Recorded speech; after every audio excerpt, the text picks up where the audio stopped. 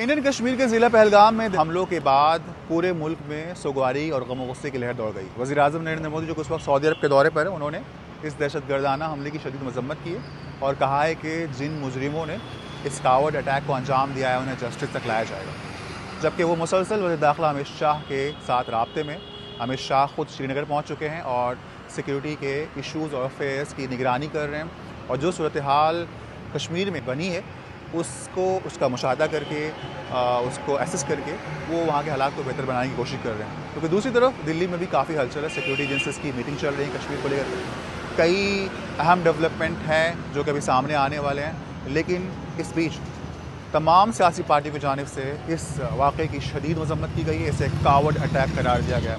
कांग्रेस की जानिब से, कांग्रेस के कई लीडर्स की जानिब से, ख़ासतौर सोनिया गांधी और मल्लिकार्जुन की जानिब से मज़म्मती बयानात जारी किए गए हैं। उन्होंने इस हमले को बहुत ही अफसोसनाक करार दिया है और ये मुल्क के लिए बहुत ही दर्दनाक है, ऐसा उन्होंने बताया है। आपको बता दें कि कुछ मीडिया रिपोर्ट्स में इस हमले के पीछे पाकिस्तान के लिंक्स बताए जा रहे हैं। कई एंकर्स ने इस हमले के पीछे पाकिस्तान के डिस्क्रिप्शन को कनेक्ट करने की कोशिश की है, लेकिन इस लिंक को जोड़ने के लिए कोई अभी तक कोई ख़ास या कोई गवर्नमेंट के किसी ऑफिस के नाम किसी एजेंसी के सामने कोई ऐसा सरकारी बयान सामने नहीं आया है। कुल मिलाकर मुल्क भर में सोगवारी के हालात हैं। इंडिपेंडेंट उर्दू के लिए दिल्ली से अब्बास।